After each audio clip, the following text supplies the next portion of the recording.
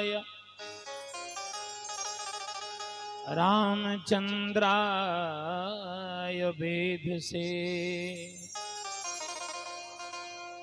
रघुनाथाय नाथाय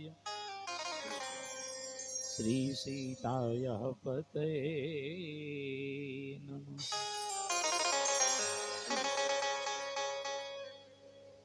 अज्ञानतिमिरान्धस्य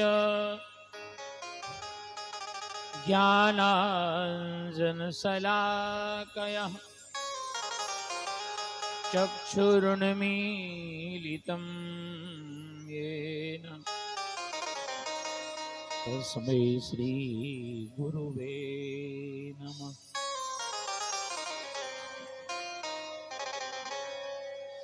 मनोजवं मारुततुल्यवेगं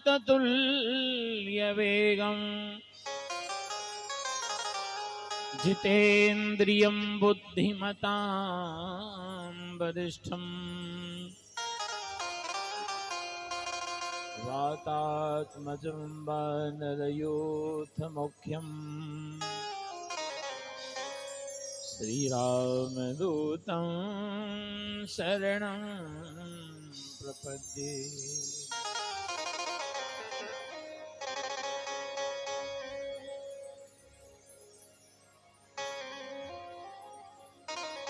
जयंती मंगला काली भद्रकाली कपालिनी दुर्गा क्षमा शिवा धात्री स्वाहा स्वधा नमोस्तुते।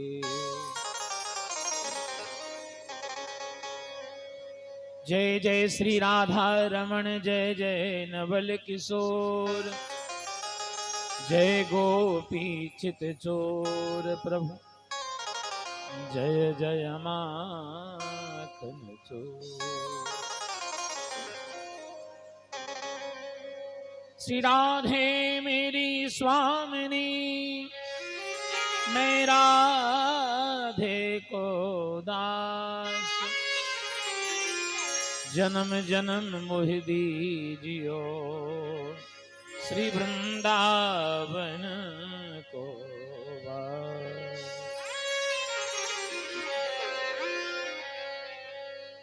शब्द वारण को छोड़ के मैं आयो तेरे द्वार श्री वृषभानु की लाडली मैं को मेरी ओर निहार। आई हनुमंत विराजिए कथा कहूँ मति अनुसार प्रेम सहित गद्दी धरूं ब्राजी पवन कुमार। बोलो श्री वृंदावन बिहारी लाल की जय हो। भक्त वत्सल भगवान की जय हो। सद्गुरुदेव भगवान की जय हो। वीर बजरंग बली की जय हो। दुर्गा महारानी की जय हो। श्री शंकर भगवान की जय हो। गौ माता की जय हो। सनातन धर्म की जय हो। श्रीमद् भागवत महापुराण की जय हो। खाटू नरेश की जय हो। यज्ञ नारायण भगवान की जय हो। बोलो जगदम्बे महारानी की जय हो। अर्ध कुमारी माता की जय हो।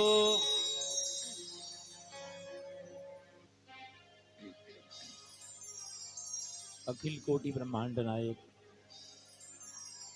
परात्पर पर ब्रह्म भक्तवांछा कल्प तरुआनंद कंद दयालु श्री बांके बिहारी सरकार के चरणों में बारंबार वंदन प्रणाम करते हुए महावीर हनुमान जी महाराज एवं श्री सतगुरुदेव भगवान के चरणों में बारंबार वंदन प्रणाम करते हुए समस्त स्थान देवता, ग्राम देवता, वास्तु मंडल, क्षेत्रपाल वगैरह आदि समस्त पीठादि देवताओं के चरणों में बारंबार वंदन प्रणाम करते हुए कथा पंडाल में विराजमान सभी भगवत कथा अनुरागी धर्म प्रेमी भक्त श्रद्धालु श्रोतागण भक्ति स्वरूपा माताएं बहनें सभी को मेरा प्रणाम। आइए आज प्रभु की पावन मंगलमयी कथा का प्रथम दिवस और दोपहर कालीन कथा प्रारंभ होने जा रही है। मंगलमयी कथा में प्रवेश करने से पहले अपने मन और वाणी को पवित्र करने के लिए 2 मिनट भगवान नाम संकीर्तन बड़े भाव के साथ सब मिल करके बोलेंगे। उसके बाद चलते हैं आगे हरि कथा की ओर। मेरो राधा रमण गिरधारी, गिरधारी श्याम बनवारी। मेरो राधा रमण गिरधारी, गिरधारी श्याम बनवारी। मेरो राधा रमण गिरधारी, ताली बजाते हुए सभी लोग। गिरधारी श्याम बनवारी। मेरो राधा रमण गिरधारी, हो गिरधारी श्याम बनवारी। मेरो राधा रमन गिरधारी, गिरधारी श्याम बनवारी। गिरधारी श्याम बनवारी, गिरधारी श्याम बनवारी। गिरधारी श्याम बनवारी, गिरधारी श्याम बनवारी। मेरो राधा रमण गिरधारी, गिरधारी श्याम बनवारी। मेरो राधा रमन गिरधारी, गिरधारी श्याम बनवारी।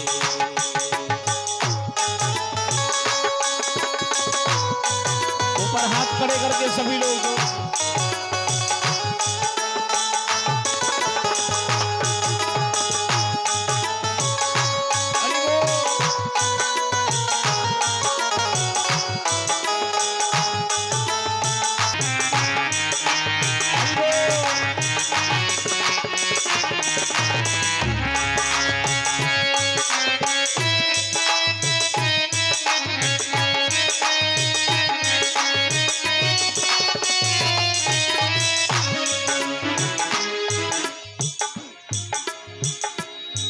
वृंदावन धाम को बास भलो जहाँ पास बहे जमुना पटरानी। जो जन जाए के ध्यान धरे वैकुंठ मिले तिनको रजधानी। वेद पुराण बखान करें, वेद पुराण बखान करें सब संत मुनि तिनके मन मानी। जमुना यमदूतन तारत है,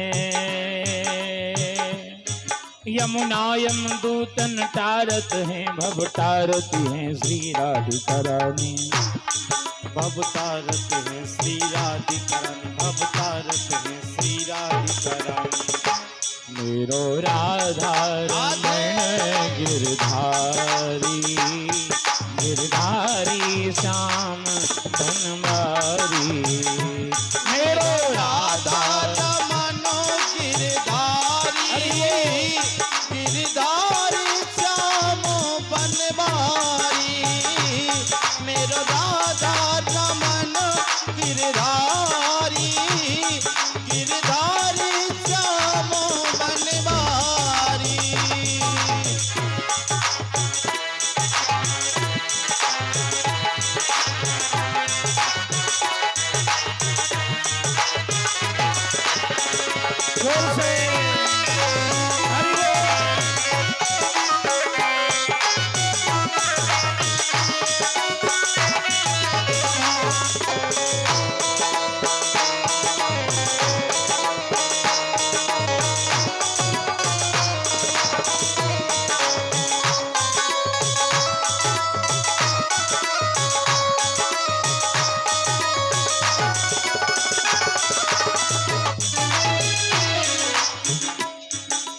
शेष महेश गणेश सुरेश दिनेश जाहि निरंतर ध्यावे जाहि अनादि अखंड अनंत अछेद अवेद सुवेद बतावे नारद ते सुख व्यास रटे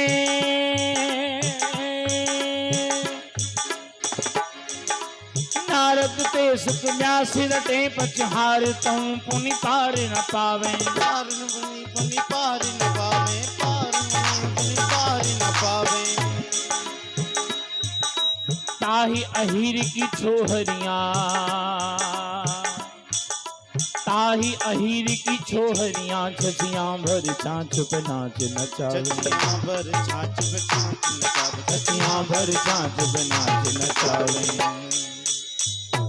मेरो राधा राधा मेरो राधा रमण गिरधारी गिरधारी श्याम बनवारी मेरो राधा रमन गिरधारी गिरधारी श्याम बनवारी मेरो राधा रमण गिरधारी गिरधारी श्याम बनवारी। देखिए ये भगवान का दरबार है, ये माता रानी का दरबार है। यहाँ संकोच नहीं, शर्म नहीं करना, दोनों हाथ ऊपर खड़े करके ताली बजाएं और जिनको भाव हो वो प्रेम से नाचते हुए भगवान के दरबार में नाच सकते हैं, किसी को मना नहीं है ना। दोनों हाथ ऊपर खड़े करके भाव के साथ ताली बजाइए। जय हो।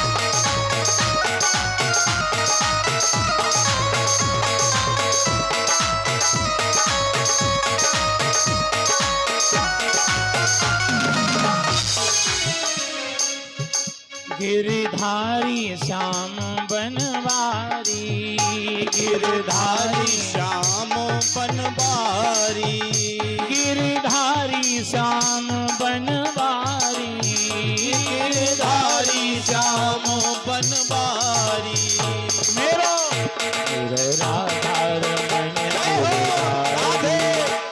गिरधारी श्याम बनवारी मेरो राधा रमण गिरधारी गिरधारी श्याम बनवारी मेरो राधा रमण गिरधारी गिरधारी श्याम बनवारी मेरो राधा रमन गिरधारी गिरधारी श्याम बनवारी मेरो राधा रमण गिरधारी गिरधारी श्याम बनवारी मेरो राधा रमन गिरधारी गिरधारी श्याम बनवारी मेरो राधा रमण गिरधारी गिरधारी श्याम बनवारी मेरो राधा रमन गिरधारी गिरधारी श्याम बनवारी मेरो राधा रमण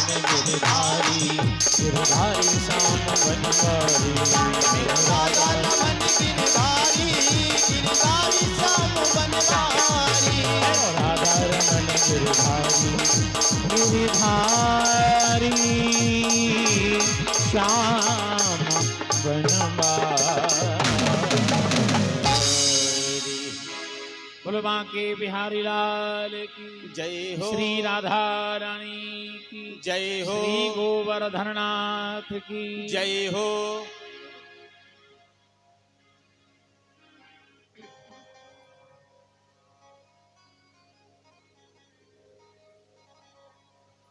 कल रात्रिकालीन कथा में आप लोग सुन रहे थे सत्संग की महिमा।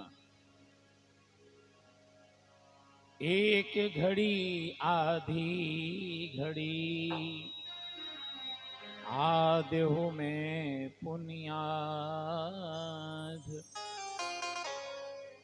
तुलसी संगत साधु की हरे कोटि अपराध। भगवान की कथा का एक क्षण, एक मिनट की कथा, एक मिनट का सत्संग भी मनुष्य के जीवन का कल्याण कर सकता है।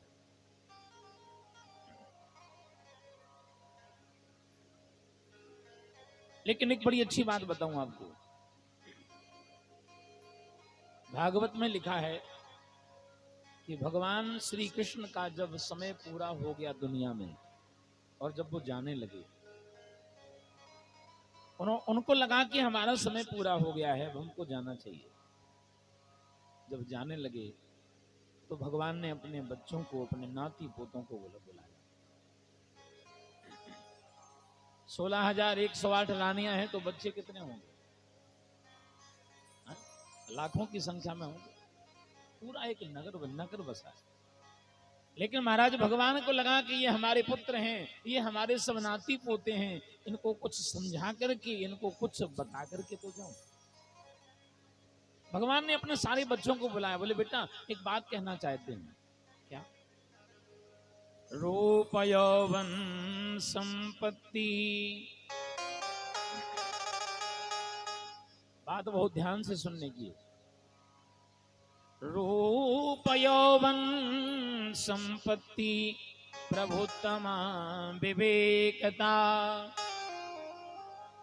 एकैकमप्य नरथाय किमु यत्र चतुष्टयम्।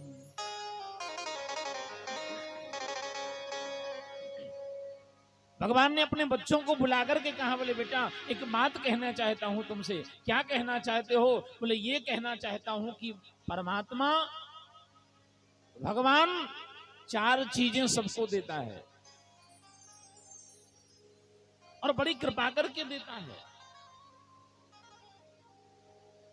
सुंदरता, पहला नंबर है रूप, दूसरा है यौवन जवानी, तीसरा है पैसा धन, और चौथा है प्रभुत्तमा बड़ा पद। भगवान ये बड़ी कृपा करके देता है।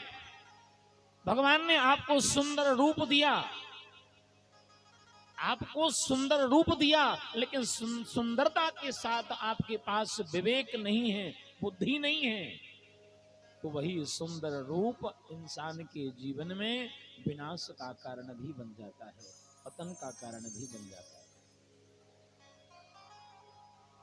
जवानी है और जवानी में अगर विवेक नहीं रहा, बुद्धि नहीं रही, तो वही यौवन, वही जवानी मनुष्य के जीवन को विनाश की ओर ले जाती है, पतन की ओर ले जाती है। आपके पास पैसा है, धन है, रुपया है, संपत्ति है, लेकिन पैसा होने के बाद, धन होने के बाद, संपत्ति होने के बाद आपके पास विवेक न हो, बुद्धि न हो, तो वही धन, वही पैसा मनुष्य के जीवन में पतन का कारण, विनाश का कारण भी बन जाता है। धन से बोलो राधे राधे। भगवान ने आपको कोई बड़ा पद दे दिया और ऊंचे पद पर बैठकर के आपके पास विवेक नहीं रहा, बुद्धि नहीं रही। महाराज आपको ऊंचा पद तो मिल गया, नाम सम्मान तो मिल गया, लेकिन बुद्धि नहीं है, विवेक नहीं है, तो वही पद, वही ऊंचाई आपके जीवन में पतन का कारण, विनाश का कारण भी बन जाती है। भगवान अपने बच्चों को समझा रहे हैं, बोले बेटा सुंदर रूप हो, जवानी हो, पैसा हो और बड़ा पद हो, तो विवेक होना जरूरी है, बुद्धि होना जरूरी है। अगर विवेक न हो तो मनुष्य के जीवन का विनाश हो जाता है, मनुष्य का जीवन बर्बाद हो जाता है, नष्ट हो जाता है। तो किसी ने कहा, बोले महाराज एक बात बताओ, हमारे पास सुंदर रूप है, जवानी है, पैसा है, पद है, सब है, लेकिन विवेक नहीं है। तो ये विवेक मिलता कहाँ है? ये विवेक कहाँ मिलेगा? हम कहाँ से खरीदें, कहाँ से ढूंढें, कहाँ से लाएं? ये विवेक कहाँ मिलेगा? तो गोस्वामी तुलसीदास जी महाराज कहते हैं रामचरितमानस में, ये विवेक कहाँ मिलेगा? बिन सतसंग विवेक न होई, बिन सतसंग विवेक न होई, सत्संग विवेक न होई। राम कृपा बिन सुलभ न सोई, राम कृपा बिन सुलभ न सोई, राम कृपा बिन सुलभ न सोई, राम कृपा बिन सुलभ न सोई, बिन सतसंग विवेक न होई, बिन सत्संग विवेक न होई। अगर विवेक चाहिए तो विवेक कोई दुकान पर नहीं मिलेगा, कहीं खरीदने से नहीं मिलेगा। ये विवेक कहाँ मिलेगा? बोले बिन सतसंग विवेक न होई। आपके पास सुंदर रूप है, जवानी है, पैसा है, पद है, लेकिन विवेक नहीं है, तो विवेक कहाँ मिलेगा? बोले विवेक तो आपको सत्संग में ही मिलेगा, आपको सत्संग में ही जाना पड़ेगा। तो महाराज एक बात बताओ, ये सत्संग कहाँ मिलेगा? विवेक तो मिलता है सत्संग में, लेकिन सत्संग कहाँ मिलेगा? सत्संग बोलिए ये किसी के ढूंढने से नहीं मिलता। तो राम कृपा बिन सुलभ न सोई, ये राम की कृपा के बिना जीवन में संभव नहीं है। महाराज जब तक जीवन में परमात्मा की कृपा ना हो जाए, जब तक गोविंद की कृपा ना हो जाए, जीवन में सत्संग प्राप्त नहीं होगा। रामायण के सुंदर कांड में लिखा है, महावीर बजरंगबली श्री हनुमान जी महाराज जब सीता मैया का पता लगाने के लिए गए लंका में, और ढूंढते ढूंढते महाराज जब विभीषण जी के घर के पास पहुंचे, भक्त विभीषण और हनुमान जी की मुलाकात हुई, भेंट हुई। विभीषण जी ने हनुमान जी से कहा, बोले हे हनुमान, अब मोहि भा भरोस हनुमंता, बिन हरि कृपा मिलहि नहीं संता, बिन हरि कृपा मिलहि नहीं संता। महाराज विभीषण जी कहते हैं, बोले हनुमान, आज विश्वास हो गया है कि बिना राम की कृपा के बिना जीवन में संत नहीं मिलते, बिना सत्संग मिलता है। अच्छा, मैं आपको बता रहा था कि कथा के सुनने से क्या होगा, जीवन में कथा क्यों सुननी चाहिए। कथा क्या है? बोले कथा एक दवाई है। दवाई है। किस चीज की दवाई है? बोले आपके जीवन की समस्याओं की दवाई है, आपके जीवन की विपत्तियों की दवाई है। जीवन में जब समस्या आए, जब परेशानी आए, तो महाराज जो हमारे जीवन की व्यथा को मिटा दे उसे कहते हैं कथा। हनुमान जी सीता जी का पता लगाते लगाते पहुंच गए अशोक वाटिका में। अशोक के पेड़ के ऊपर हनुमान जी बैठे हैं और नीचे पेड़ के नीचे बैठी सीता माता रो रही हैं। सीता मैया की आंखों से आंसू बह रहे हैं और सीता जी उस अशोक के पेड़ से कहती हैं, हे अशोक के वृक्ष, हे अशोक मम शोक मिटा दे, हे अशोक के वृक्ष, एक आग की चिंगारी कहीं से मिल जाती ना तो राम के वियोग में अपने आप को जला करके भस्म कर देती। हे अशोक मम शोक मिटा दे। अब हनुमान जी को लगा कि सीता माता रो रही हैं, तो इनके आंसू बंद कैसे हों, इनके जीवन का दुख दूर कैसे हो। तो हनुमान जी व्याकुल हो उठे और हनुमान जी वहीं बैठे बैठे क्या करने लगे, सीता जी का दुख दूर कैसे होगा। दुख दूर करने की दवाई हनुमान जी ने वहीं से दी। वो दवाई क्या है, रामचंद्र गुण वर्णन लागा, रामचंद्र गुण वर्णन लागा, सुनते हैं सीता कर दुख भागा, सुनते हैं सीता कर दुख भागा। जैसी कथा को सुनाना तो सीता जी के जीवन का दुख दूर हो गया। दुख पैदल चल करके नहीं गया, दुख ने तो दौड़ लगा ली, दुख भागा। अगर अपने जीवन के दुख को भगाना है तो कथा में आइए, क्योंकि कथा ही एक ऐसा साधन है जो आपके जीवन की समस्याओं को, आपके जीवन की विपत्तियों को मिटा सकता है। इस दुनिया में कोई भी व्यक्ति ऐसा नहीं है, आप चाहे 1 रुपए रोज कमाते हो और चाहे 1 लाख रुपए रोज कमाते हो,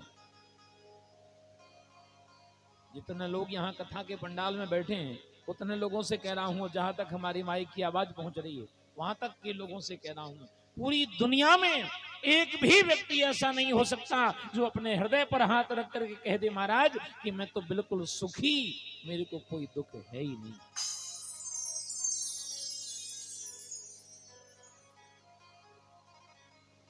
तीन कहें धनवान सुखी, धनवान कहें सुख राजा कुभारी, राजा कहें महाराज सुखी, महाराज कहें सुख इंद्र कुभारी, इंद्र कहें सुख चतुरानन को, ब्रह्मा कहें सुख विष्णु कुभारी, तुलसीदास विचार कहें हरि भजन बिना सब जीव दुखारी।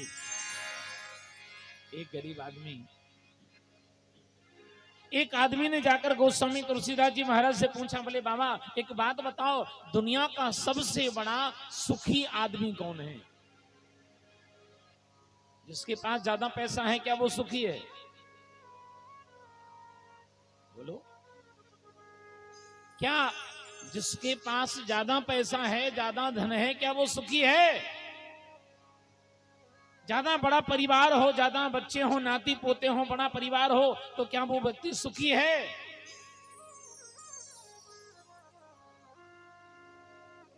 दुनिया का सबसे बड़ा सुखी आदमी कौन है?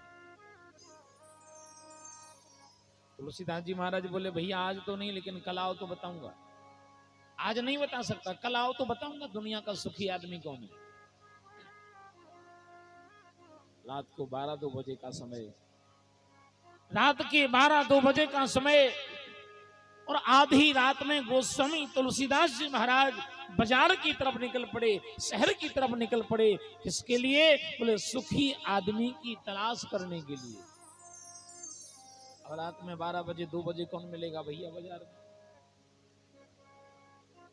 सारा बाजार बंद है, दुकानें बंद हैं, लोग अपने अपने घरों में सो रहे हैं, सन्नाटा। लेकिन एक आदमी जिसका ना घर है, ना पत्नी, ना परिवार, ना बच्चे, ना मकान, कुछ नहीं, दिन भर यहां से वहां घूमता रहता है, जो मिल जाता है खा लेता है, मिल जाता है तो पहन लेता है। महाराज जहां जगह मिले दुकानों के बाहर पत्थरों पर सो जाता है, ना घर, ना पत्नी, ना परिवार, ना कोई व्यवस्था, कुछ नहीं। एक आदमी महाराज पत्थर पर सिर रखकर के दुकानों के बाहर मैदान में सो रहा था। गोस्वामी तुलसी बाबा ने पूछा, बोले भैया सीताराम। वो आदमी रात में उठ के बैठ गया, बोले बाबा सीताराम, इतनी रात में क्या बात है? इतनी रात में आप क्यों बुला रहे हैं, बात क्या है? तुलसीदास जी बोले भैया एक बात बताओ, क्या तुम सुखी हो? सुखी हो? किससे पूछा? जिसके पास रहने को नहीं, खाने को नहीं, पीने को नहीं, पहनने को नहीं, कोई व्यवस्था नहीं। बोले महाराज आप हमसे पूछ रहे हैं कि हम सुखी हैं? आप हमसे पूछ रहे हैं कि हम सुखी हैं? अरे सुखी तो वो हैं जिनके पास रहने के लिए खुद का मकान है, खाने की घर में व्यवस्था है, पत्नी है, परिवार है, बच्चे हैं, सब संपन्न है, कोई कमी नहीं, वो सुखी है महाराज। हम तो कहां सुखी। दीन कहे धनवान सुखी। एक पैसे वाले व्यक्ति धनवान आदमी के घर पहुंचे, बोले भैया अरे क्या तुम सुखी हो? बड़ा भारी मकान है, 4-5 बड़ी बड़ी गाड़ियां खड़ी हैं दरवाजे पर। भैया क्या तुम सुखी हो? बोले महाराज हमसे बड़ा दुखी तो दुनिया में नहीं है। क्यों? बोले दिन भर कमाता हूं, सुबह से निकलता हूं, शाम को लौट के वापस घर में आता हूं, और पैसा इतना है कि दरवाजे पर 2-2 चौकीदार खड़े हैं, लेकिन टेंशन दिमाग में इतना है कि शाम को जब लौट के आता हूं ना, तो बिना नींद की गोली खाए तो नींद नहीं आती। इतना टेंशन दिमाग में, इतना परेशान है। और एक तो धन कमाने का टेंशन, पैसे कमाने का टेंशन, दूसरा कमा लिया तो रखने का टेंशन, कोई लूट के न ले जाए। दीन कहे धनवान सुखी, धनवान कहे सुख राजा कुभारी। राजा से पूछा भैया तुम तो सारे राज्य के मालिक हो, राजा हो, तुम्हें क्या समस्या है? तुम तो सुखी हो ना? राजा बोले हमको तो और ज्यादा टेंशन है। क्यों? बोले अभी राजा हैं, अब महाराजा बनने की तैयारी में लगे। राजा कहें महाराज सुखी, महाराज कहें सुख इंद्र को भार। इंद्र से पूछा, बोले भैया तुम तो देवताओं के राजा हो, स्वर्गलोक के मालिक हो, तुम्हें क्या कमी है? तुम तो सुखी हो ना? इंद्र बोले महाराज अपन से ज्यादा दुख तो दुनिया में किसी को ही नहीं है, सबसे बड़ा टेंशन तो हमको ही है। क्यों? बोले दुनिया में जब जब कोई भजन करता है तो सबसे पहले कुर्सी तो अपनी हिलती है। और एक सच्ची बात बताऊं आपको, जितना दुख हमारे और आपके जीवन में नहीं है, जितना दुख, जितना टेंशन इन कुर्सी वालों को होता है। जब तक कुर्सी न मिले बड़ा टेंशन। दिन रात मेहनत करते हैं, कुर्सी मिलनी चाहिए, चाहे वो कोई सी भी कुर्सी हो। और महाराज अगर कुर्सी मिल जाए तो अब और डबल टेंशन। क्यों? बोले 5 साल चले कैसे? और 5 साल अगर भगवत कृपा से, ठाकुर जी की कृपा से चल भी गई तो अब और बड़ा टेंशन। क्यों? अब ये दोबारा मिलेगी कि नहीं मिलेगी, इसका और बड़ा टेंशन।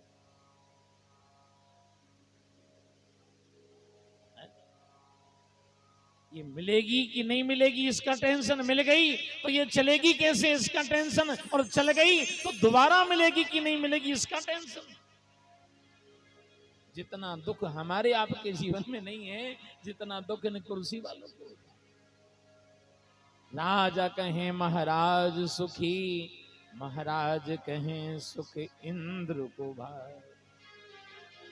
इंद्र कहें सुख चतुरानन को।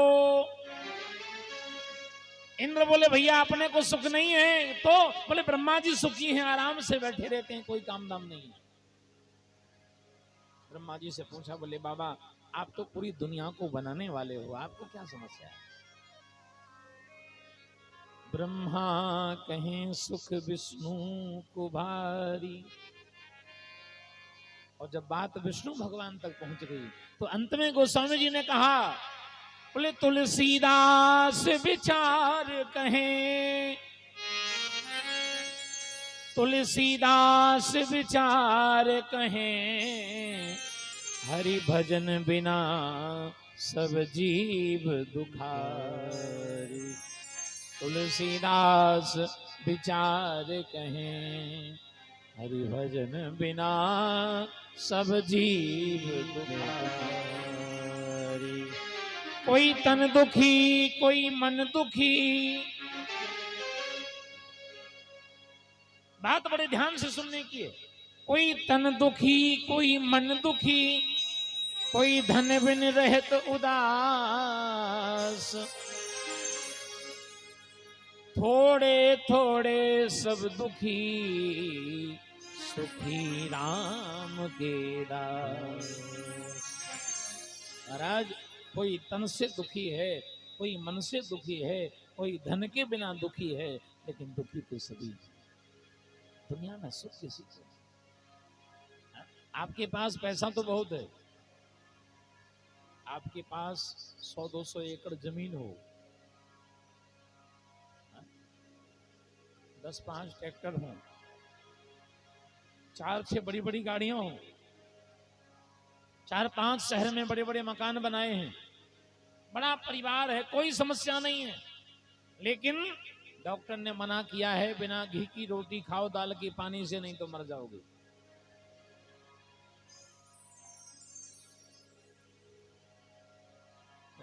एक सच्ची बात बताऊं, मैं एक बार कथा सुना के लौट रहा था बाहर से, हिमाचल प्रदेश की तरफ से लौट रहा था। जब हिमाचल प्रदेश से लौटते हैं तो रास्ते में दिल्ली में गाड़ी बदलनी पड़ती है। आपको सत्य बात बता रहा हूं। हम दिल्ली में उतरे, और जब दिल्ली में उतरे तो मैंने, एक हमारे भक्त हैं राजस्थान के, दिल्ली में रहते हैं, वो बार बार फोन करते थे, बोले गुरुजी कभी दिल्ली आओ तो हमारे घर जरूर आना। तो हम जैसे दिल्ली में उतरे, हमने फोन किया, भैया हम दिल्ली में हैं, मिलना चाहो तो आ जाओ। वो भक्त गाड़ी लेके स्टेशन पे पहुंचे, उनकी गाड़ी में बैठे हम लोग और पहुंचे उनके घर। मैंने देखा कि दिल्ली में उनका मकान बना है, 5 करोड़ की बिल्डिंग है, 5 करोड़ का मकान बना है उनका, बड़ा आलीशान। और उसके दरवाजे पर गाड़ी खड़ी है, जिस गाड़ी में वो व्यक्ति चलता है, 75 लाख रुपए की गाड़ी है, 75 लाख रुपए की गाड़ी में चलता है, 5 करोड़ के मकान में रहता है। हम लोग गए वहां, थोड़ी देर रुके, दूर से आए थे तो वही नहाए धोए तैयार हुए, स्नान किए, भगवान की सेवा पूजा की, और भोजन बना तो हम लोग भोजन करने बैठे। उनके परिवार के लोगों ने भोजन की थाली परसी, तो मैंने कहा सेठ जी आओ बगल में बैठो, आप भी भोजन करो, आप भी भोजन करो। सेठ जी बेचारे दूर खड़े, हाथ जोड़े, महाराज पहले आप पाओ, हम बाद में, क्योंकि आपके लिए जो भोजन बना है वो हम नहीं खा सकते। तो मैंने कहा कि सेठ जी, इस हमारे लिए जो बना है आप वो नहीं खा सकते, इतना बढ़िया भोजन बना है, पूरी थाली में कुछ ना कुछ कई प्रकार के व्यंजन पकवान भरे हैं, और इतना बढ़िया सुंदर भोजन बनाया है आपके परिवार के लोगों ने, आप ये नहीं खाते तो फिर क्या खाते हो भाई? बड़े आदमी हो, कुछ स्पेशल खाते हो क्या?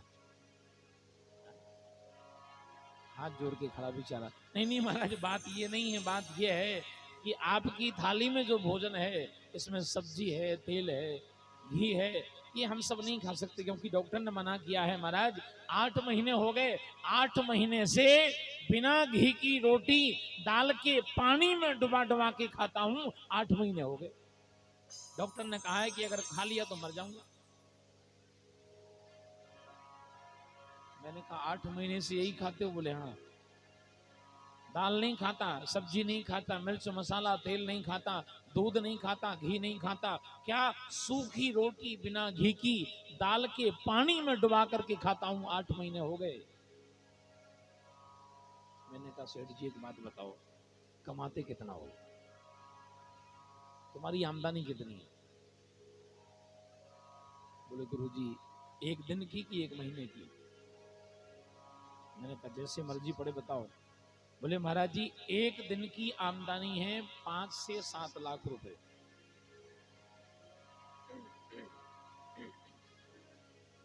एक दिन की आमदनी है कितनी?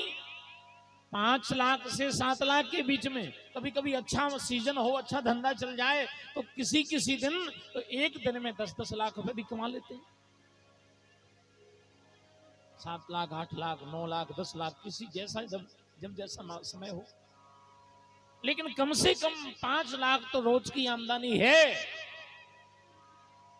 आप विचार करिए, जो व्यक्ति 5 लाख से 10 लाख के बीच में एक दिन कमाता है, एक दिन में कमाता है, वो खाता क्या है? सूखी रोटी डाल के पानी में डुबा के खाता है।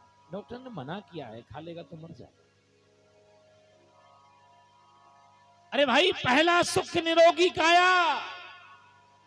अगर आपका शरीर स्वस्थ नहीं है तो दुनिया की कितनी बड़ी संपत्ति तुम्हारे पास में हो, कितना बड़ा धन तुम्हारे पास में हो, कितनी बड़ी दौलत तुम्हारे पास में हो, उस धन का, उस पैसे का, उस संपत्ति का कोई मतलब नहीं, उसका कोई महत्व नहीं। कोई तन दुखी, कोई मन दुखी, कोई धन बिन रहत उदास, थोड़े थोड़े सब दुखी, सुखी राम के दास। दुनिया में सुखी कौन है? बोले जो राम का भक्त है, जो ठाकुर जी का भक्त है, जो कन्हैया का, गोविंद का भक्त है, जो भगवान का भक्त है, दुनिया में केवल वही सुखी है। बाकी तो थोड़े थोड़े सब दुखी, सुखी राम के दास। महाराज, किसी को पत्नी का दुख है, किसी को बेटे का दुख है, किसी की दुकानदारी नहीं चलती इसका दुख है, किसी को बेटा नहीं होता और किसी के यहाँ है तो बच्चे से परेशान है, किसी को महाराज खेती बाड़ी का दुख है, किसी को कोई समस्या है। दुनिया में एक भी व्यक्ति ऐसा नहीं है जो अपने हृदय पर हाथ रख करके कह दे कि महाराज हम तो बिल्कुल सुखी, मुझे कोई दुख है। प्रेम से बोलो राधे राधे। तो कथा क्या है? बोले जो जीवन की व्यथाओं को मिटा दे, जो जीवन की समस्याओं को मिटा दे, वही तो कथा। सच्चिदानंद रूपाय विश्वोत्पत्त्यादि हेतवे आपत्रय विनाशाय श्री कृष्णाय वयम् नमः।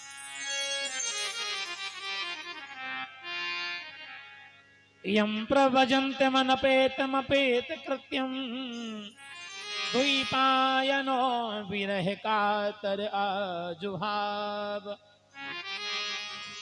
पुत्रेति तन्मयतया तदभोभिनेदुस्तं सर्वभूत हृदयं मुनिमानतोऽस्मि।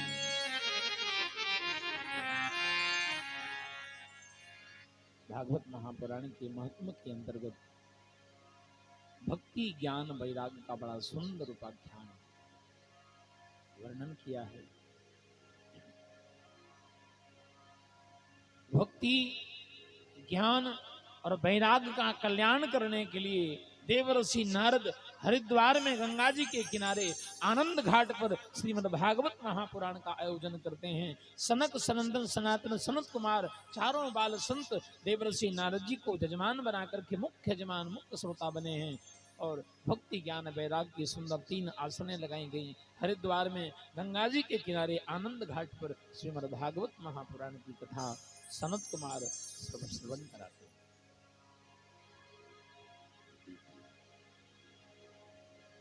किसी ने कहा, बोले महाराज जी भागवत क्या है?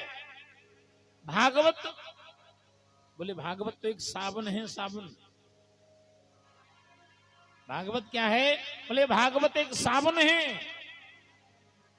जैसे किसी गंदे कपड़े को, कपड़ा कितना गंदा हो लेकिन बढ़िया वाला अच्छा वाला साबुन लगा दिया जाए तो गंदे से गंदा कपड़ा भी साफ हो जाता है, वो गंदे से गंदा कपड़ा भी चमक जाता है, साफ हो जाता है।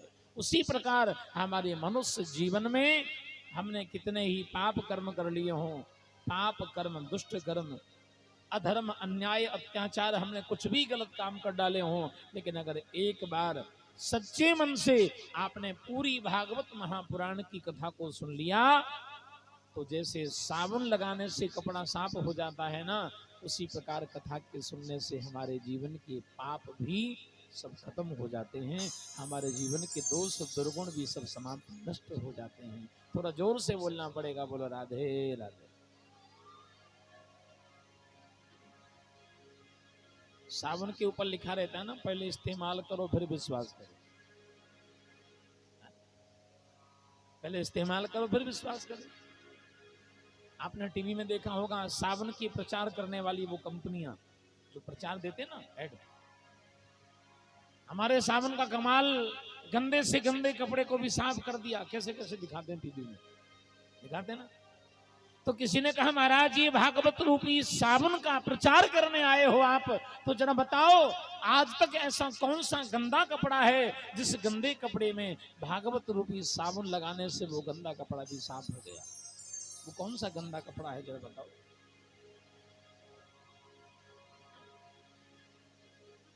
तुंगभद्रा तटे पूर्व मभूतन पूर्वमुत्तमम् यत्र वर्णा स्वधर्मेण सत्य सत्कर्म तत्परा।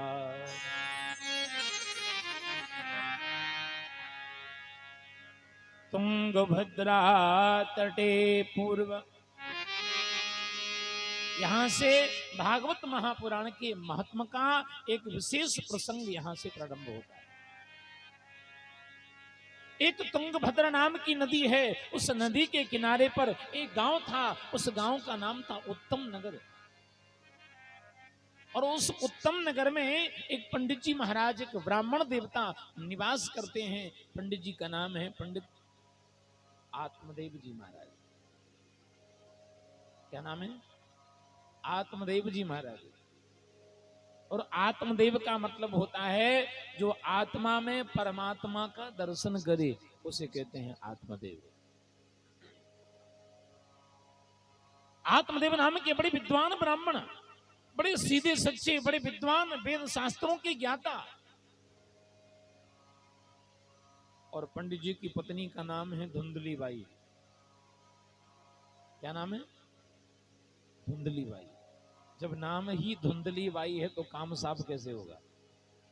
जैसा जैसा पंडित जी महाराज कहते हैं ना, बिल्कुल उल्टा उल्टा काम करती है। पंडित जी ने कहा कि आज एकादशी का व्रत है, 11 का व्रत है, भोजन मत बनाना। सुबह 7 बजे भोजन बन के तैयार। पंडित जी ने कहा कि आज मेरे को बाहर जाना है, भोजन थोड़ा जल्दी बनाओ। शाम के 5 बजे तक रोटी बनने का कोई पता ठिकाना ही नहीं। जैसा जैसा पंडित जी महाराज कहते हैं ना, बिल्कुल उल्टा उल्टा काम करती है। जब तक पंडित जी महाराज घर में रहते हैं ना, बड़ी पूजा करे महाराज, खूब घंटी बजाए, खूब आरती करे, ओम जय जगदीश हरे, खूब आरती करे। और पंडित जी महाराज घर से बाहर गए, दरवाजे पर लगाया ताला और मोहल्ले में गई पंचायत करने। शाम को पति के आने का समय हुआ और पति के आने से पहले ही दरवाजा खोल करके महाराज आरती की थाली सजा के दरवाजे पर ऐसे खड़ी हो गई जैसे सती अनसुईया के बाद दूसरा नंबर इनिंग का हो।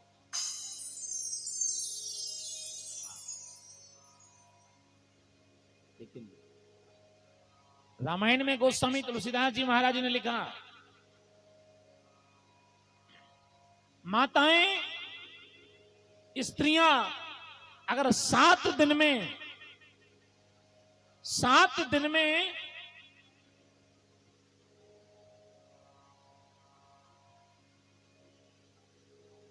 5 दिन तक भी व्रत करें, 7 दिन में 5 दिन के भी व्रत करें तो भी स्त्रियों के लिए उसका कोई महत्व नहीं बताया।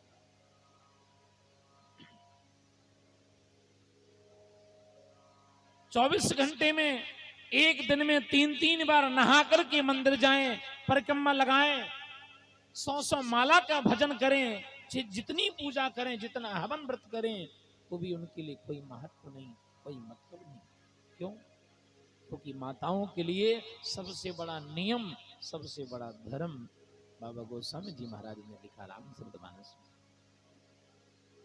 एक ही धर्म एक व्रत नेमा, एक ही धर्म एक व्रत नेमा, एक ही धर्म एक व्रत नेमा, आय वचन मम पति पद प्रेमा, काय वचन मम पति पद प्रेमा, एक ही धर्म एक व्रत नेमा, एक ही धर्म एक व्रत नेमा, एक ही धर्म एक व्रत नेमा।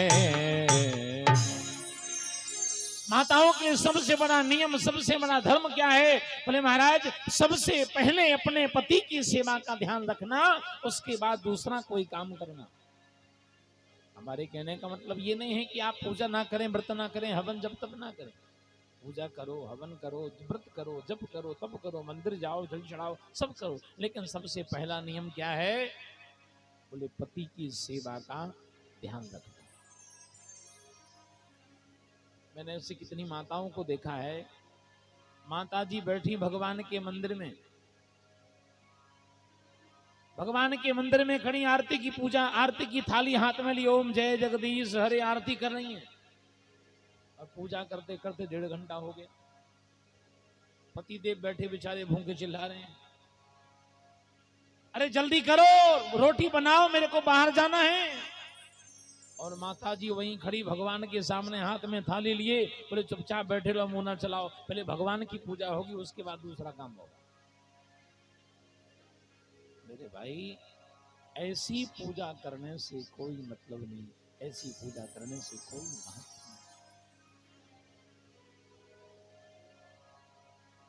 नहीं। एक ही धर्म एक व्रत नेमा, काय वचन मम पति पद प्रेम। लेकिन ये तो महाराज, ये धुंधली बाई जो है ना, ये तो बड़ा दिखावा करती है, और घर में कोई कमी नहीं, मकान है, जमीन है, पैसा है, धन है, संपत्ति है, कोई समस्या नहीं, लेकिन एक समस्या सबसे बड़ी है जीवन में। वो क्या है? पति बिन सूनी मांग, पुत्र बिन है घर सूना, दो मुक्ति के मार्ग, दो बिन है दुख दून। जैसे पति के बिना मांग सोनी होती है ना, उसी प्रकार पुत्र के बिना घर भी सोना होता है। गृहस्थी जीवन में अगर संतान न हो, गृहस्थी जीवन में अगर पुत्र न हो, तो दुनिया के लोग क्या क्या कहा करते हैं, जीवन में क्या क्या सहन करना होता है उनको, जिनके यहाँ संतान न हो, जिनके यहाँ पुत्र। महाराज, निसंतान को, जिनके संतान नहीं, उनको जीवन में कितना कष्ट उठाना पड़ता है, कितने दुख देखने पड़ते हैं जीवन में, कितनी समस्याओं का सामना करना पड़ता है जिनको संतान नहीं।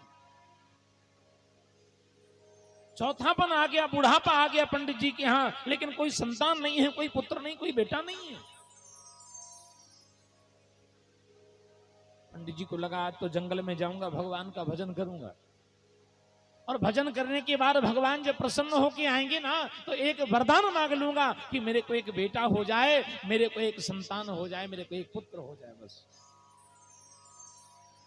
पंडित जी जा रहे थे जंगल में भजन करने, चले जा रहे थे, और रास्ते में चलते चलते बड़ी जोर से प्यास लगाई, और पंडित जी पानी पीने के लिए एक तालाब के किनारे पर पहुंचे। जैसे पंडित जी ने दोनों हाथ आगे बढ़ाए, महाराज दोनों हाथ आगे बढ़ाए पानी पीने के लिए, उसी समय सामने से एक साधु बाबा का, एक महात्मा का, एक संत का आगमन हो गया। बोलो संत भगवान की जय हो। और ध्यान रखिएगा, जिंदगी में कभी अचानक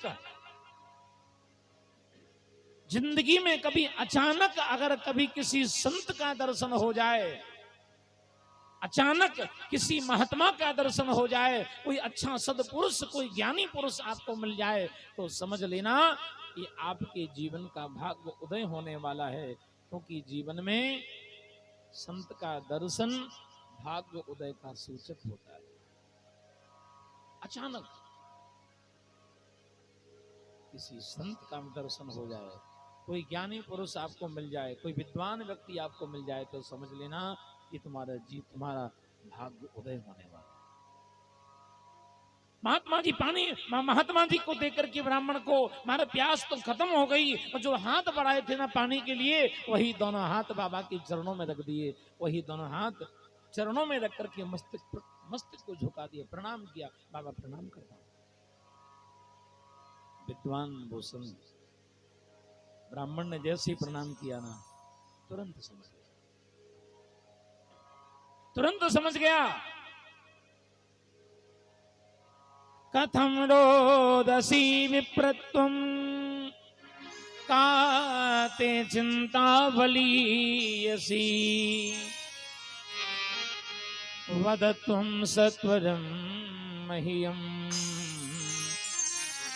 स्वस्य दुःखस्य कारणम्। वदत्वं सत्वरं मह्यं स्वस्य दुःखस्य कारणम्। महाराज, आपके रोने का कारण क्या है? उस महात्मा ने तुरंत कहा, बोले ब्राह्मण देव, आपको देखने से लगता है कि तुम कोई बहुत बड़े विद्वान ब्राह्मण लगते हो, तुम कोई बहुत बड़े विद्वान पंडित हो, लेकिन तुम्हारे चेहरे को देख करके लगता है कि तुम विद्वान तो हो, लेकिन कोई बहुत बड़ी चिंता की लकीर, कोई बहुत बड़ा टेंशन तुम्हारे दिमाग में, कोई बहुत बड़ी समस्या तुम्हारे दिमाग में चल रही है। क्या बात है? आप ब्राह्मण हैं, मैं संत हूं, मेरे से जो बनेगा तुम्हारी सेवा करूंगा, सहायता करूंगा, जरा बताओ ना, आप रोते क्यों हैं? अरे आपकी आंखों में आंसू क्यों भरे हैं? क्या बात है? कथम रोदसी विप्रत्वम, क्या कारण है बताइए ना। उस ब्राह्मण ने दोनों हाथ जोड़े और दोनों हाथ जोड़ के साधु बाबा को बताया, बोले बाबा आप तो जानते ही हैं हमारे जीवन का दुख। जब आप इतना समझ गए तो आप ये भी समझ गए कि मेरे जीवन का दुख क्या है। दुख है, किस बात का दुख है? बेटा नहीं। देखो एक बात बताऊं, बेटा हो जाए, बेटा अगर न हो तो भी रोना, भगवान ने दिया नहीं। और बेटा होकर के अगर कुपुत्र हो जाए, पुत्र होकर के कुपुत्र हो जाए, ऐसा बेटा हो जाए कि महाराज रोज उठा करके डंडा माँ बाप के खोपड़ी में मारे, माँ बाप की जिंदगी भर की कमाई को, जमीन को, मकान को, सबको बेच करके फुर्सत हो जाए, तो महाराज इससे अच्छा तो हो ना।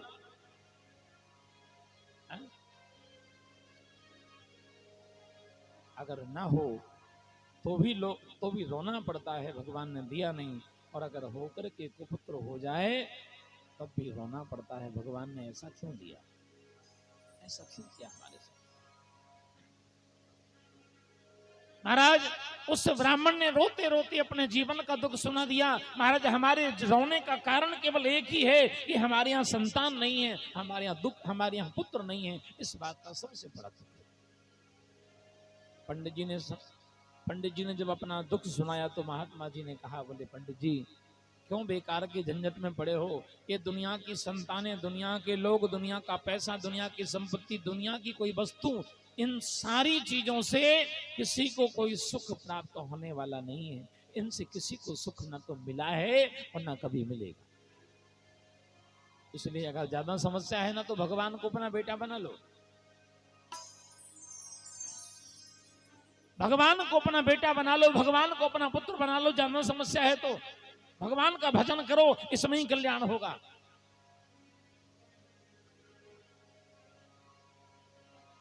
पंडित जी ने रोते रोते साधु बाबा के पांव पकड़ लिए, बोले बाबा ये ज्ञान की बातें नहीं सुनना, आप तो ये बताओ कि आप मुझे पुत्र प्राप्ति का वरदान देते हो या नहीं देते हो।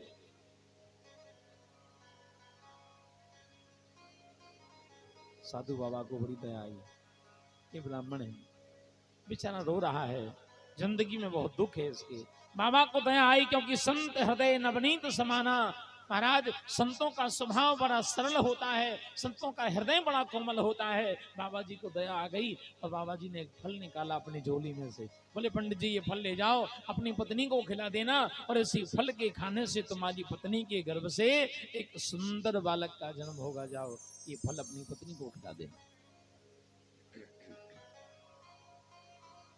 पंडित जी को लगा साधु का दिया प्रसाद है, इस फल के खाने से हमारे घर में बेटा होगा, हमारे यहां संतान होगी। महाराज वो फल संत का दिया हुआ प्रसाद लेकर के वो ब्राह्मण तुरंत अपने दौड़ते दौड़ते अपने घर पहुंचा और घर में जाकर के पत्नी से कहा, बोले देवी लो ये प्रसाद, ये संत ने, एक बाबा ने प्रसाद दिया है और बाबा ने कहा है इस फल के खाने से बेटा होगा। आओ, जो स्त्री चाहती ही न हो उसको बेटा कैसे हो जाए। उसने सोचा कि मैंने अगर फल को खा लिया और फल के खाने से अगर कहीं गर्भ रह गया, फल के खाने से अगर कहीं गर्भ रह गया तो मुसीबत हो जाएगी। मुसीबत क्या? अगर गर्भ रह गया और मैं पलंग पर लेट गई, कहीं आने जाने के लायक न बची, तो मोहल्ले में जाके पंचायत कौन करेगा? अगर मेरे को गर्भ रह गया और मैं कहीं आने जाने के लायक न बची, मैं पलंग पर लेट गई और कहीं मेरे घर में आग लग गई, तो सब भाग जाएंगे, अकेली में ही मर जाऊंगी। और सबसे बड़ी समस्या यह है कि लालने पालने दुखम प्रसूतायाश्च वर्तते। बच्चे का पालन पोषण करने में कितना कष्ट होता है, कितना दुख होता है, अपने बस की बात नहीं है भैया। अपन तो ऐसे ठीक हैं, अपने तो ऐसे ठीक हैं। उस स्त्री ने विचार किया कि अगर बच्चे का जन्म हो गया तो कौन नहलाए, कौन धुलाए, कौन कपड़े पहनाए, कौन सेवा करे, कौन गंदगी साफ करे, अपने बस की बात नहीं है भैया, अपन तो ऐसे ठीक हैं।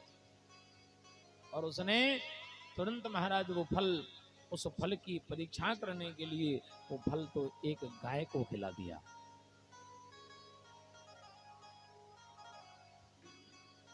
वो फल तो एक गाय को खिला दिया।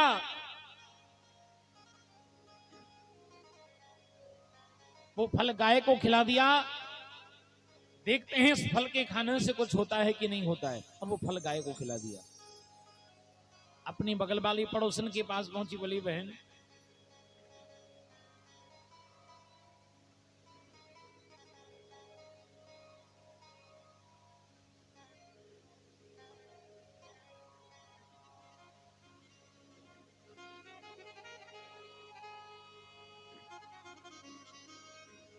महाराज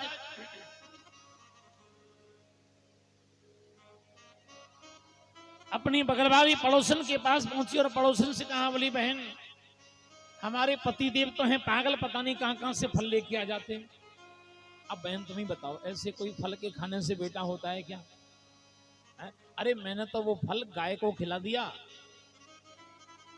बहन तुम्हारे घर में इतने सारे बच्चे हैं और खाने की व्यवस्था नहीं है, और हमारे घर में खाने के ढेर पड़े हैं तो कोई खाने वाला नहीं है। इसलिए काम करो, अब की बार तुम्हारे गर्भ से जो बेटा होवे वो तुम चुपचाप मुझे दे देना, और बदले में 2-4 लाख 5 लाख जो चाहिए सो मेरे से ले लेना, लेकिन ये बात हम दो के अलावा किसी तीसरे को पता ना चले, बाकी मैं संभाल लूंगी सब। बगल वाली पड़ोसन से बात तय हो गई और समय आया। समय आने पर महाराज जब बगल वाली पड़ोसन के यहाँ बेटा हुआ तो बगल वाली पड़ोसन ने अपना बेटा कुछ पैसों के बदले में अपना बेटा अपनी बगल वाली पड़ोसन पंडितानी को दे दिया। जब पंडितानी को दे दिया तो पंडितानी ने अपने पति से झूठ बोल दिया, इस बच्चे का जन्म तो मेरे गर्भ से हुआ। बेचारे सीधे सच्चे विद्वान पंडित बेचारे बिल्कुल सीधे सच्चे विद्वान पंडित। पंडित जी को लगा कि मेरी पत्नी ने कहा है तो सच कहती होगी, मेरी पत्नी ने कहा है वो बात सही है। पंडित जी को लगा चौथे पल में हमारे घर में बेटा हुआ है, खूब ढोल बजवाए, नगाड़े बजवाए, मिठाई बंटवाई, आनंद हुआ, बधाई हुई। और महाराज पंडित जी ने कहा देवी हमारा बेटा हुआ है ना, तो हमारा नाम है आत्मदेव, बच्चे का नाम रखेंगे परमात्मा देव। धुंधली बाई बोली नहीं नहीं, बच्चे को जन्म तो मैंने दिया है ना, तो नाम तो मैं ही रखूंगी ना। मेरा नाम है धुंधली बाई, तो मेरे बच्चे का नाम होना चाहिए धुंधकारी। क्या नाम रखा? धुंधकारी। आप लोग ऐसे नाम रखते हो कभी? नहीं रखते।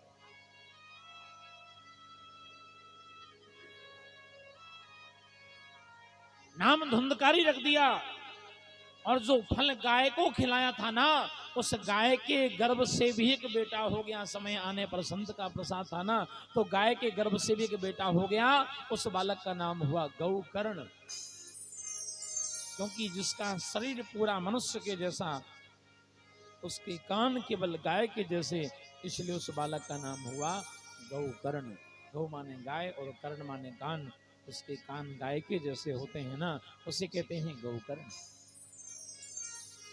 यत्वकालेन तौ जातौ तरणे तनया विभो गौकर्ण पंडितो ज्ञानी धुंधकारी महाखलः।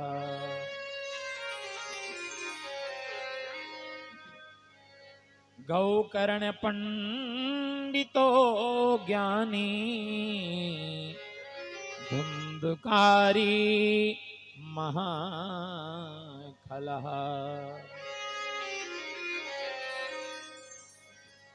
महाराज उस बालक का नाम हुआ, एक का नाम गौकर्ण, एक का नाम धुंधकारी। और एक ही घर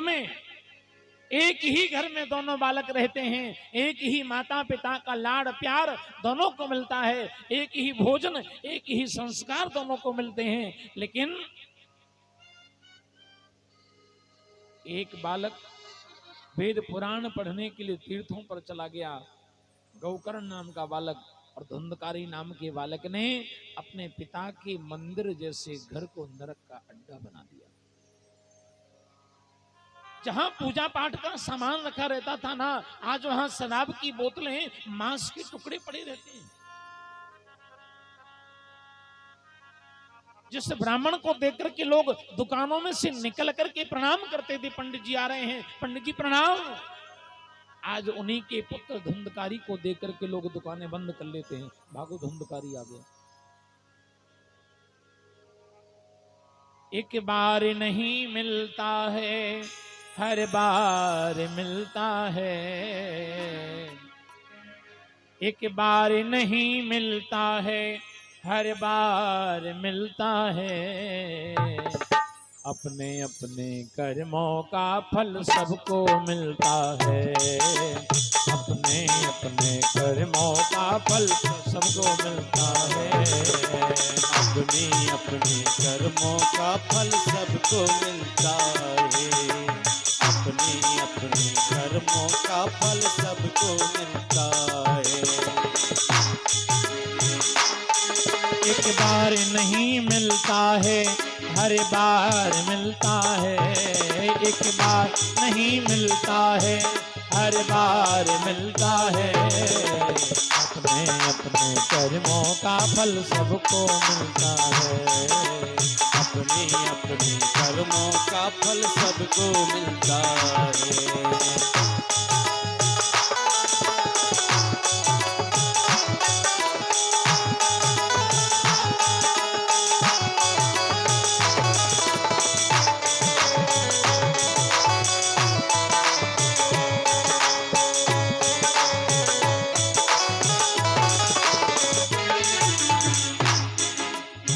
और एक ध्यान से सुनने वाली बात, एक पत्थर वो है जो मंदिर में पूजता है, एक पत्थर वो है जो मंदिर में पूजता है।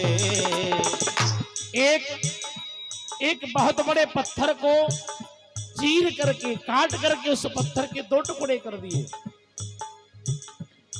और बनाने वाले कलाकार ने उसी पत्थर के एक टुकड़े की बढ़िया मूर्ति बनाई और मंदिर में विराजमान करा दी। जो भी मंदिर में आता है भगवान को जल चढ़ाता है, आरती करता है, भोग लगाता है, पूजा करता है। हाँ? पूजा करता है कि नहीं? आप मंदिर में जाते हो, जल चढ़ाते हो, अगरबत्ती लगाते हो, प्रणाम करते हो, भोग लगाते हो और उसी पत्थर के दूसरे टुकड़े को चौखट बना करके दरवाजे में लगा दिया। जो भी निकलता है उसका पैर चौखट में दरवाजे में जरूर लगता है। पत्थर एक ही है, हा? पत्थर एक ही है। उसी पत्थर का एक टुकड़ा पूज रहा है और दूसरा पैरों के नीचे कुचला जा रहा है।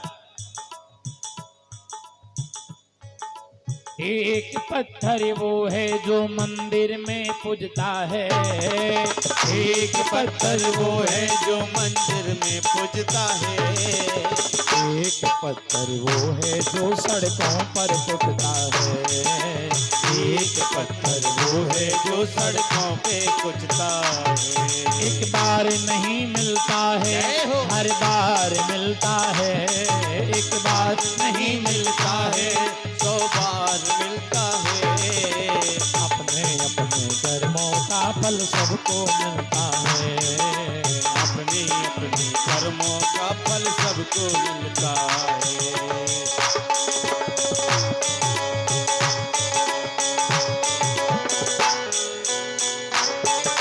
जय हो।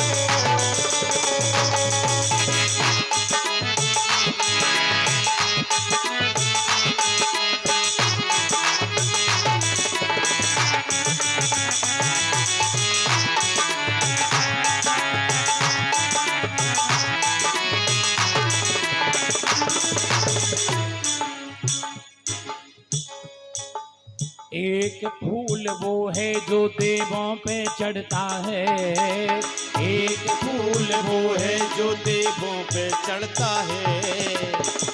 एक पेड़ में हजारों फूल लगते हैं, है ना? लेकिन ये जरूरी नहीं है कि हर फूल भगवान के ऊपर ही चढ़ेगा। जमीन वही है, मिट्टी वही है, बीज वही, खाद वही, पानी वही, पेड़ भी वही है और उसी पेड़ पर एक फूल, आप सुबह से नहा के गए, आपने फूल तोड़ा और भगवान के ऊपर चढ़ा दिया।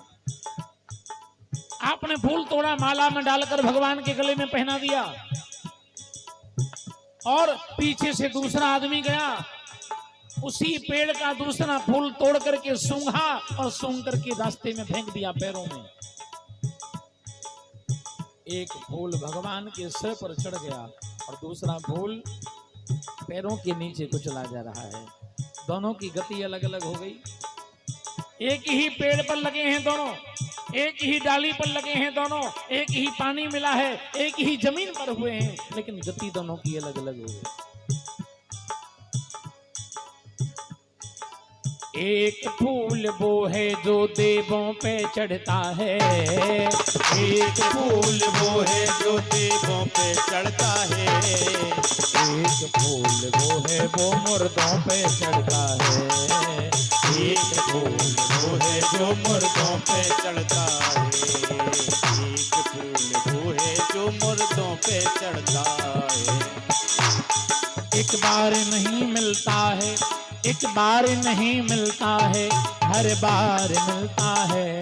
एक बार नहीं मिलता है, बार बार मिलता है। अपने अपने कर्मों का फल सबको मिलता है। अपने अपने कर्मों का फल सबको मिलता है। अपने अपने कर्मों का फल सबको मिलता है। अपने अपने कर्मों का सबको मिलता है। अपने अपने कर्मों का फल सबको मिलता है। अपने अपने कर्मों का फल सबको मिलता है। अपने अपने कर्मों का फल सबको मिलता है। अपने अपने कर्मों का सबको मिलता है। अपने अपने कर्मों का फल सबको सबको मिलता है। को न काहू सुख दुख करी दाता, निज कृत कर्म भोग सब भ्राता। एक बड़ी अच्छी बात बताऊं आपको, हमारी जिंदगी में अगर दुख आवे या सुख आवे, ये सुख और दुख भगवान किसी को नहीं देता। लोग कहते भगवान ने बहुत दुख दिया जीवन में, लोग कहते भगवान ने बहुत परेशानियां दी जीवन में। अरे भगवान ना तो किसी को सुख देता है और ना भगवान किसी को दुख देता है। भगवान की तुमसे कोई दुश्मनी नहीं है भैया जो तुम्हें दुख दे दे। ये सुख और दुख कैसे मिलता है? बोले ये तो हमारे अपने कर्मों से ही पैदा होता है। जब बोया है पेड़ बबूल का तो आम कहां से होए। भैया आप सब खेती किसानी करने वाले लोग हैं, आप खेत में जो बोते हैं वही होता है ना। बोलो, आप खेत में गेहूं बो तो ऐसा तो नहीं कि आपने गेहूं बोया और सरसों हो जाए, होगा? नहीं होगा। आपने खेत में गेहूं बोया होगा तो गेहूं होगा, आपने सरसों बोया होगा तो सरसों होगा, चना खेत में बोया होगा तो चने का झाड़ होगा। आपने जो खेत में बीज बोया है वही तो होगा।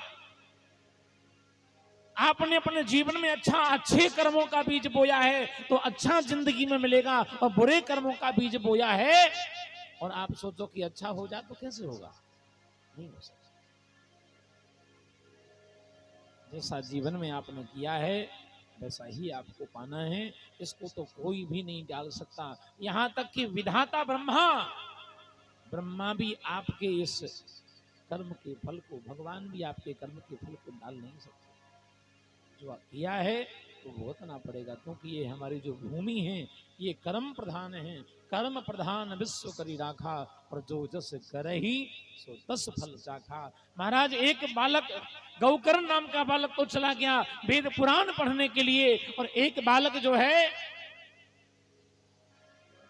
जुआ खेलने लगा, शराब पीने लगा, वेश्याओं की संगति करने लगा।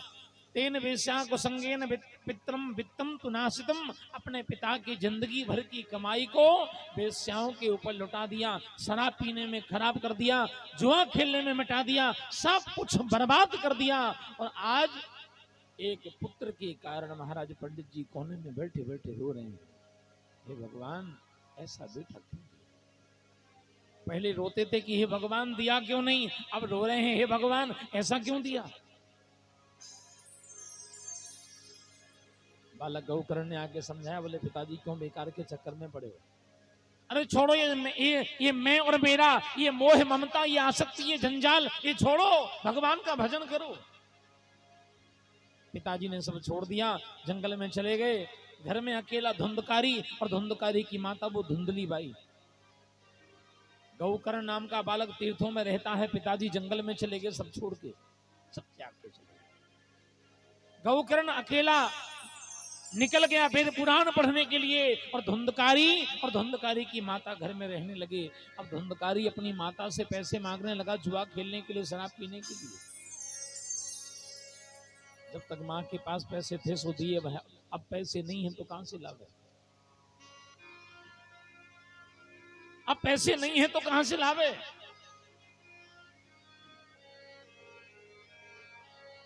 अपनी मां को मारने लगा, मां को पीटने लगा, पैसे मांगने लगा। एक दिन अपनी मां को बहुत मारा। जब माता को बहुत मारा तो माता ने अपने पुत्र के दुखों से दुखी होकर के कुएं में कूद करके आत्महत्या कर ली। मैया भी मर गई।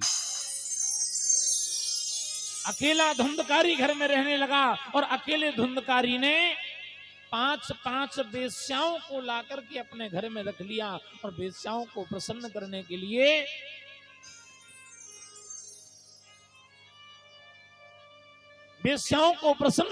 लिए महाराज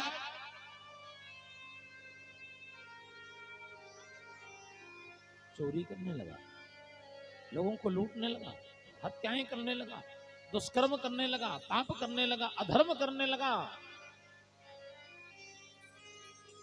एक दिन राजा का खजाना लूट करके लाया, राजा का खजाना लूट करके लाया और 500 वेश्याओं के सामने सारा धन ला करके रख दिया। वेश्याओं ने सोचा ये राजा का खजाना लूट करके लाया है, सिपाही लोग आते होंगे, ये भी मरेगा और हम भी मरेंगे।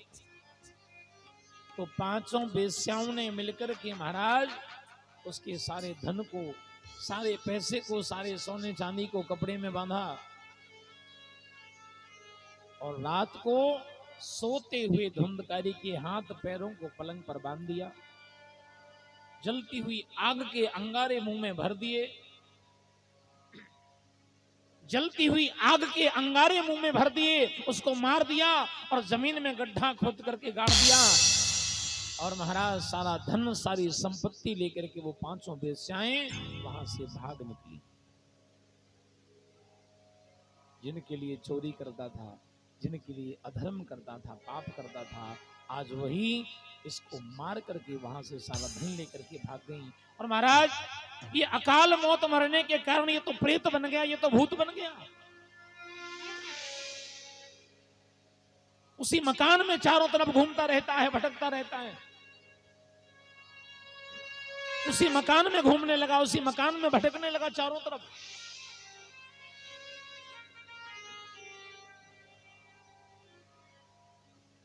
और आज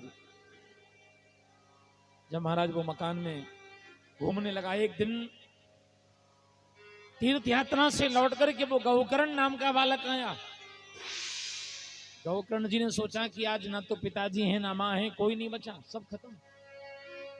अपने पिता का घर समझ करके रात्रि को विश्राम किया और आधी रात में वही धुंधकारी प्रेत बन करके खड़ा हो गया। महाराज कभी गधा बन जाए, कभी हाथी बन जाए, कभी कुत्ता बन जाए, कभी बिल्ली बन जाए, तरह तरह के रूप लेकर के अपने ही भाई को डरवाने लगा, धमकाने लगा। लेकिन वो वेद पुराणों का ज्ञाता, हाथ में जल लिया, मंत्र पढ़ा और मंत्र पढ़ करके छींटे मारे। अरे तू कौन है, कौन है तू जो आज मुझे डरवाने की, धमकाने की कोशिश करता है, कौन है? वो काली काली परछाई बोलने लगी, बोले भैया अहम भ्राता त्वदीयोस्मि धुंधकारी नामतः स्वकीये नैव दोषेण ब्रह्मत्वं नासितं मया। बोले भैया मैं कोई और नहीं, मेरी काली करतूतों ने इस हालत पर पहुंचाया है। भाई बेस्या की संगति ने भाई को भूत बनाया है। भैया मैं कोई और नहीं, मैं तो तुम्हारा ही भाई धुंधकारी आज प्रेत योनि में पड़ा हूं भैया। और इस प्रेत योनि में अपने ही कर्मों के कारण मेरी ये दुर्गति हो गई। सो भैया हमारा दुनिया में आज कोई नहीं है, एक तुम ही हमारा सहारा हो। भैया ऐसा कोई उपाय करो कि मैं प्रेत योनि से मुक्त हो जाऊं, मेरी सदगति हो जाए, मेरी मुक्ति हो जाए।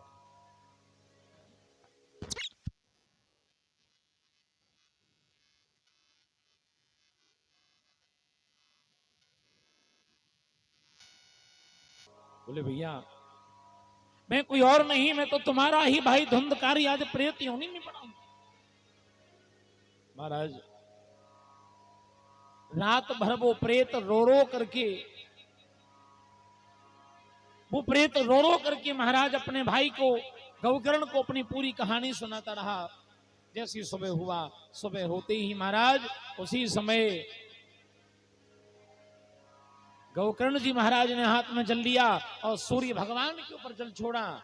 सूर्य भगवान अपने स्थान पर खड़े हो गए। हे गौकर्ण, बोलो क्या क्या चाहते हो, क्यों हमारा रास्ता रोक रहे हो? गौकर्ण जी महाराज ने कहा, बोले हे सूर्यदेव, बस इतना जानना चाहता हूं कि जिसने जिंदगी भर पाप किया हो, जिंदगी भर पाप करते करते कोई मर जाए और प्रेत योनि में पहुंच जाए, उस प्रेत आत्मा की सदगति कैसे होगी, उसकी मुक्ति कैसे होगी, बस इतना बता दो। सूर्य भगवान ने कहा, बोले हे गौकर्ण, श्रीमद्भागवतान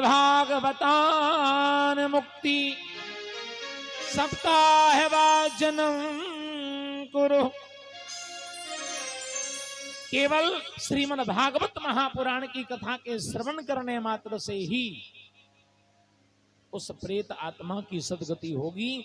केवल उसकी मुक्ति भागवत के सुनने से ही हो सकती है और दूसरा कोई उपाय नहीं है, दूसरा कोई साधन नहीं। प्रेम से बोलो राधे राधे।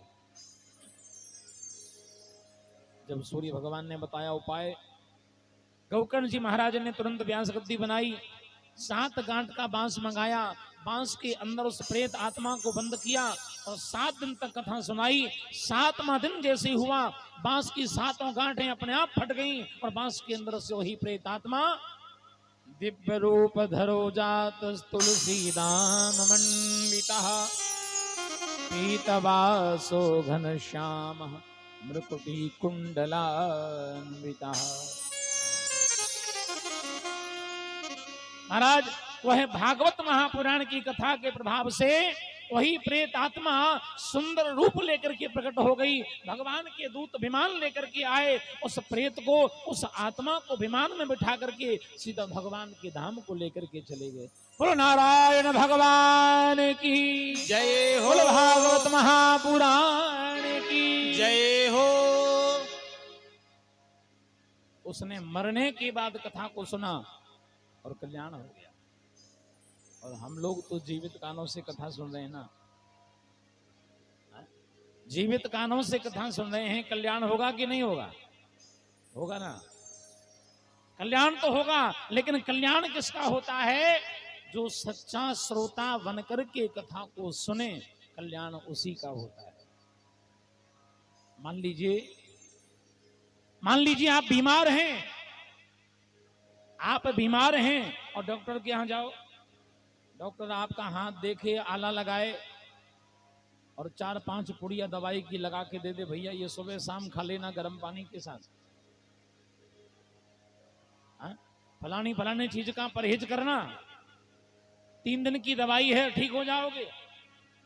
और आप घर आकर के दवाई अलमारी में रख दो, एक भी खुराक, एक भी डोज आप न खाओ, कोई परहेज ना करो, और आप 8 दिन बाद डॉक्टर साहब के पास पहुंचो, डॉक्टर साहब कोई आराम नहीं, जो कहते हो।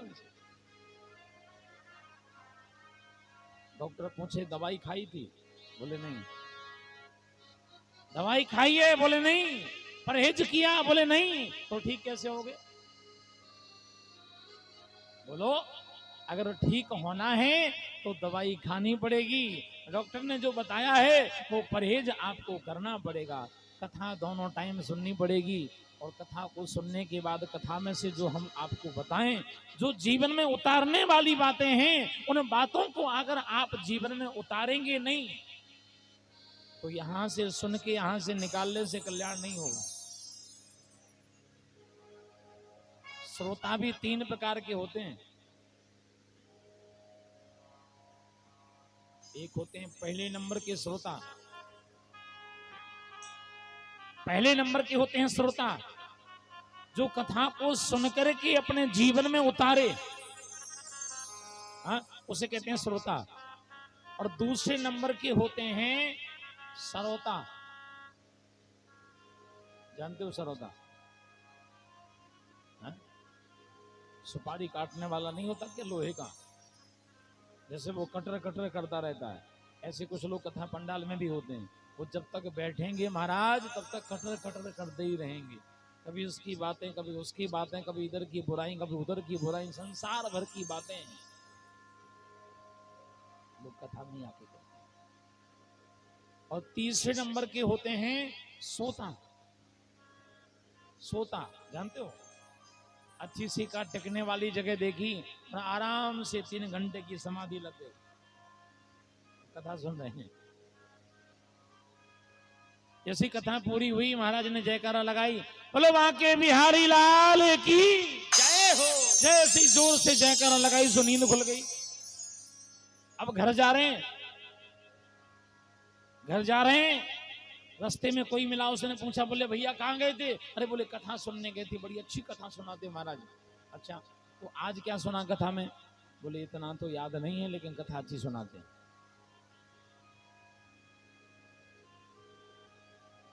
हम एक जगह कथा सुनाने गए, एक सज्जन हमारे पास आए, बोले महाराज रोज 7 दिन से आपकी कथा सुन रहा हूं और तो कोई फायदा नहीं हुआ, एक बहुत बड़ा फायदा हुआ। मैंने कहा क्या? बोले महाराज रोज नींद की गोली खाता हूं तो भी नींद नहीं आती है, जब से कथा में आया हूं ना तो 3 घंटे तो बड़ी मीठी नींद आती है। मैंने कहा चलो कुछ तो फायदा हुआ। मेरे भाई अगर नींद भी आए तो घर में मत सोइएगा, नींद आए तो कथा पंडाल में आके सो जाना, ये मैं कहता हूँ। क्योंकि घर में सोओगे तो कोई जगाएगा नहीं, और कथा पंडाल में आके सो जाओगे ना तो एक न एक दिन भगवान की कथा और भगवान का कीर्तन आपके सोए हुए जीवन को अवश्य ही जगा देगा। आज हम लोग अज्ञान रूपी अंधकार में सो रहे हैं, और अज्ञान रूपी अंधकार से जगाने का काम भगवान की कथा और सत्संग का ही होता है। प्रेम से बोलो राधे राधे।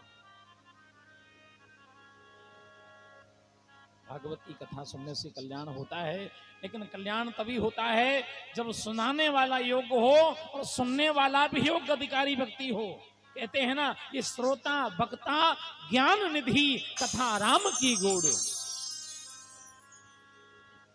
भागवत क्या है? एक बड़ी अच्छी बात बताऊं आपको, भागवत क्या है? आजकल ऐसे ऐसे लोग भी महाराज भागवत की कथा सुना रहे हैं जिनको भागवत के भा का भी अर्थ पता नहीं है। भागवत का जो पहला अक्षर है ना भा, उस भा का मतलब क्या है वो ये नहीं जानते। ऐसे ऐसे लोग व्यास गद्दी पे बैठ के भागवत की कथा सुना रहे हैं। महाराज लोगों ने भागवत को धंधा बना लिया, लोगों ने भागवत को बिजनेस बना लिया। 10-15 कहानी चुटकुले सुनाना आ जाए, 15-20-50 भजन गाने आ जाए, लोगों को नचाना गवाना आ जाए, और लोग सीधे व्यास गद्दी में बैठ के भागवत सुनाने लगते हैं। और माना सबसे बड़ी बात तो यह है कि आज के समय में लोगों ने भागवत की कथा को भी नौटंकी बना दिया, भागवत की कथा को भी लोकगीत समझ लिया। लोकगीत गाने वाले, नौटंकी करने वाले भी आजकल भागवत की कथा सुनाने लगे। अरे भाई भागवत कोई नाटक नहीं है, कोई तमाशा नहीं है।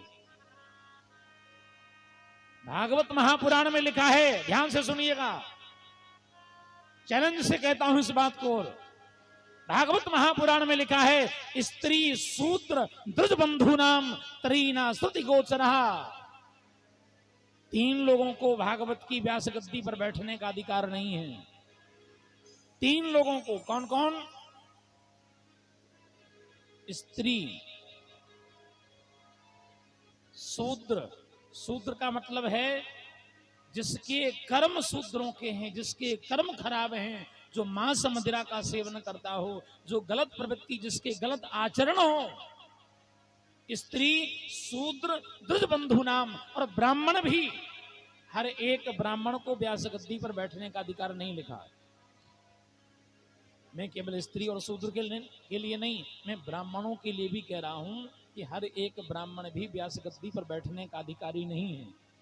जो अपने ब्राह्मणत्व कर्म के साथ रहता है, जो त्रिकाल संध्या करता है, जिसके पास ब्राह्मणत्व का तेज है, जो अपने नियम और धर्म का पालन करता है, वही ब्राह्मण व्यास गद्दी पर बैठ करके भागवत के मंत्र उच्चारण करने का अधिकारी होता है। प्रेम से बोलो राधे राधे। स्त्रियों को भागवत की व्यास गद्दी पर बैठने का अधिकार नहीं है। और आजकल सबसे ज्यादा स्त्रियां ही भागवत की कथा सुना रही हैं, जबकि ये हमारे हिंदू सनातन धर्म के वैदिक सिद्धांतों के विरुद्ध है।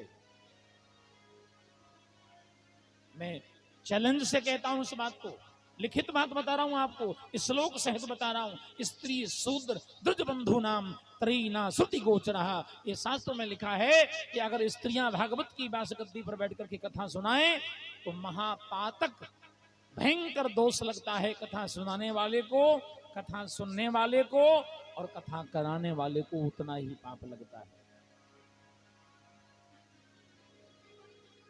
स्त्रियां, देखिए, आप ये मत समझिए कि मैं स्त्रियों का विरोध कर रहा हूं। हम स्त्रियों के विरोधी नहीं हैं, हम स्त्री का सम्मान करते हैं, नारी शक्ति का सम्मान करते हैं, लेकिन बात केवल नियम की है।